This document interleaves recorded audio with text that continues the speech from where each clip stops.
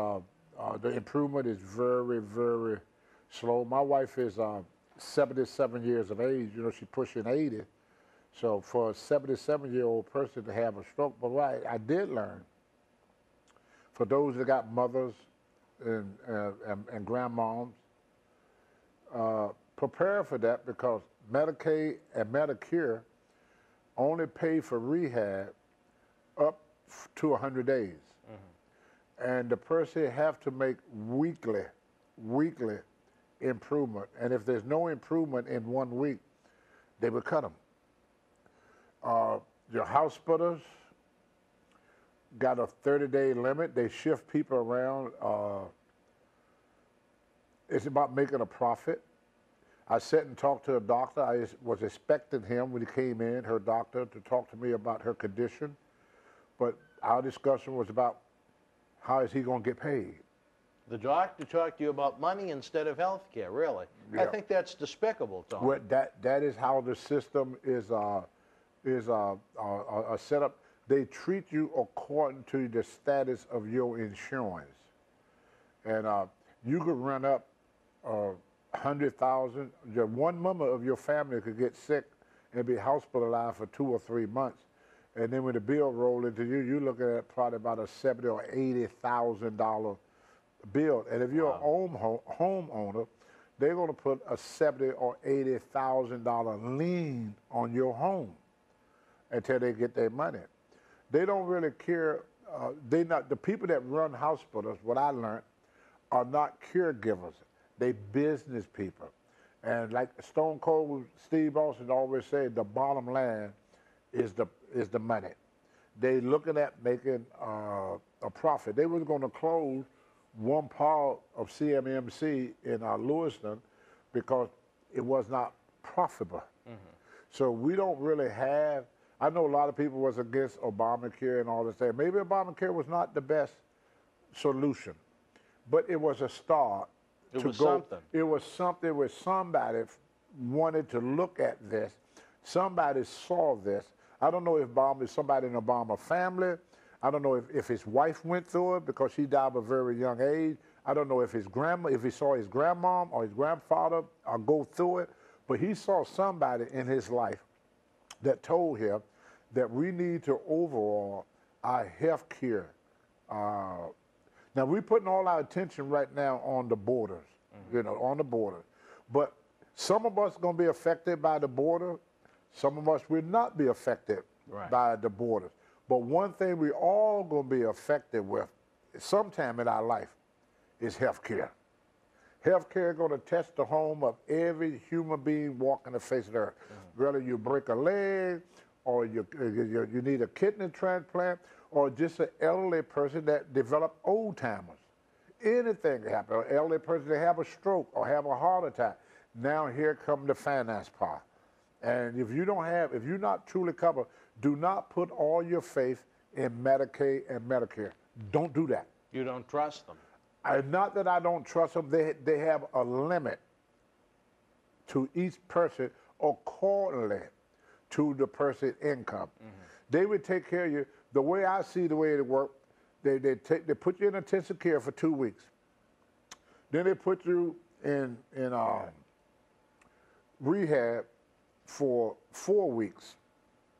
After that 4 weeks is up, they say, well, we can't do nothing else for you. We have to put you in a nursing home.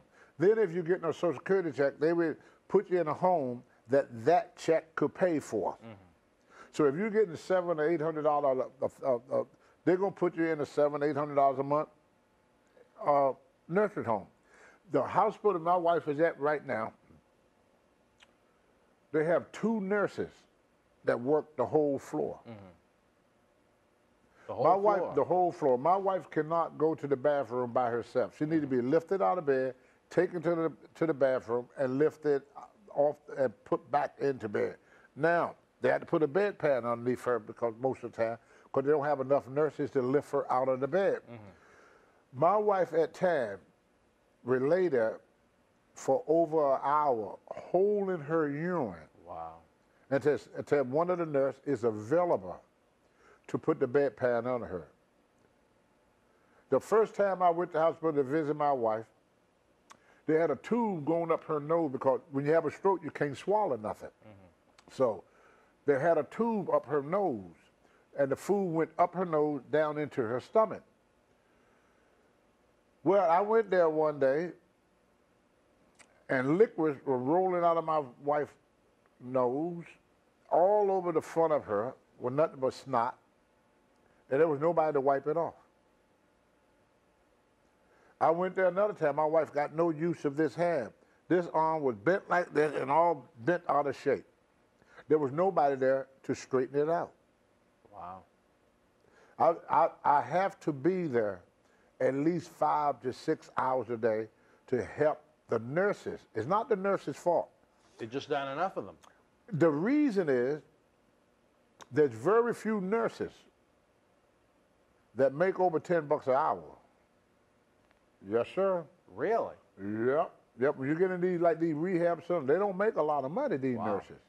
People don't realize that. Certain hospitals pay more than others. But there are other areas of the medical field, like a rehab center, they don't make that much money. And that's why nobody go into that field no more. They cannot work that job and make a living too. A lot of these jobs, and they say, oh, we create jobs, we create jobs. The average rent for the average person is $1,000 a month. So a person have to, just the rent is $250 a week, just the rent, nothing else. Then if that person got car payments, he got a cable bill, he got an electric bill, he got kids to feed, he got a wife to feed. So anybody that's making less than $500 a week, they can't do it. They can't live. You can't live on $500 a week in America. You can't. You can't afford it. You can't afford nothing. And then they wonder why everybody going for Bernie Sanders, because life, you got kids that work every day and sleep in their car. I asked some of them, I said, how come y'all don't, get a place? We can't afford a place. They can't afford, they work every day, but they can't afford an apartment. They paycheck, if they pay for the apartment, they got no money for food, no money for gas. These people make anywhere between $300 to $500 a week. Your average worker, like you go to Burger King, McDonald's, and all this and that stuff. And now they're putting up a big fuss about, see, I never thought about it until I ended up in that predicament. I got a wife in the hospital, and I'm going to lose my home. I know that. Oh, don't say that, Tony. Brother, the bills are piling up daily. Well, you know what? How about Medicaid and Medicare pay a portion of it. A portion of it. Another thing I found out, too, that every freaking American should think about 80% of the medication that we take come from China. Really? About 80% of the medication we take come from China. Tony, do you? So if the Chinese ever want to kill every American over here, all they do is just put it in the medication.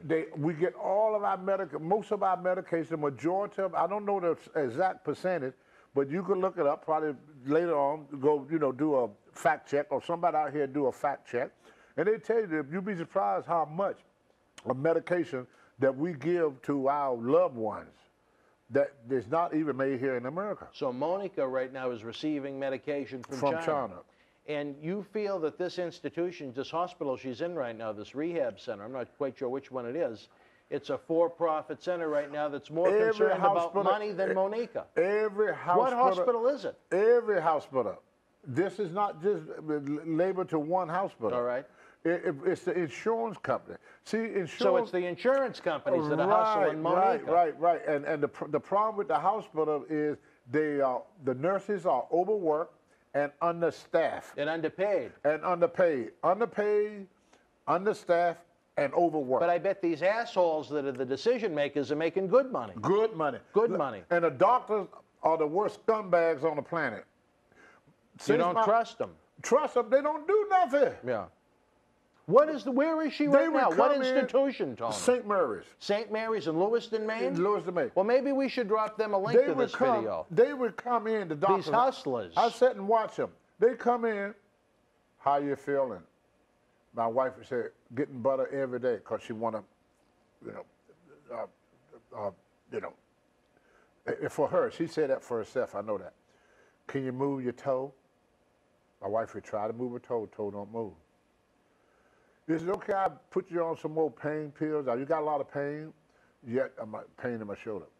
Well, I'm gonna give you a little bit more, increase your dosage. Would that be okay? Now, my wife just had a freaking stroke. He asked a woman that got a stroke. Right. She needs you there. Like she really could make a sensible decision. Right.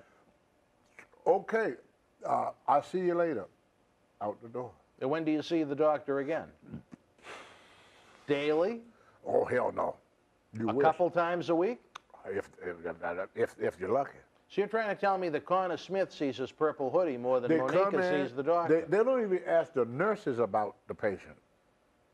They come in, make a brief visit. Yeah. Very brief. Then they're gone. Yeah. They come in about once a week. You don't trust them? Or are they overworked too? Well, no. No, they're not overworked. They can't afford to pay that doctor's salary to come more than that.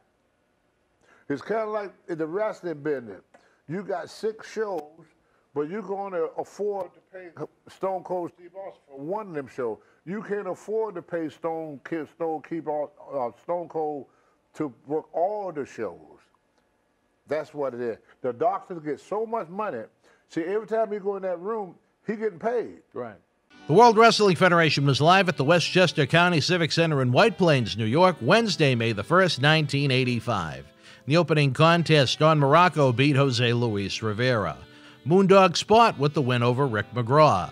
King Kong Bundy defeated Tony Gurria. Brutus Beefcake victorious over S.D. Jones. Superfly Jimmy Snuka battled Cowboy Bob Orton to a double countout. And in the main event, the Junkyard Dog defeated WWF Intercontinental Champion Greg the Hammer Valentine via disqualification. If you were in White Plains Live, share your memories in the comments section below. Use the links in the description box to keep Wrestling Legends working in our eBay store and on our acclaimed Patreon streaming service so we can bring you more interactive superstar shoot interviews to relive the good old days of professional wrestling. Check it out. Boston Wrestling Sports in the MWF explodes into a new year with professional wrestling content galore and need you to join our family. Every Tuesday night at 10 p.m. after our Monday Night Raw review, it's Wrestling Insiders at your house with WWE Hall of Famer Mr. USA Tony Atlas. Wednesday nights at 10 p.m. after NXT and AEW, join rotating legends on Wrestling Insiders Special Edition. Every Thursday night at 10 p.m. after our NXT and Dynamite review, it's Marty Jannetty's no-holds-barred sex, drugs, and rock and roll journey on Wrestling Insiders Party with Marty. Friday night after SmackDown, don't miss John Cena Sr.'s Wrestling Insiders Fabulous Fridays. Plus, look for classic clips, history videos, bonus live episodes, pay-per-view watch-alongs, and more. For less than a cup of coffee at Starbucks, get early ad-free access to our Wrestling Insider talk shows, our acclaimed studio shoot interview DVD library, and help keep wrestling legends working during the worst of times. Join our growing family at patreon.com/Boston Wrestling. Expect the unexpected in 2021.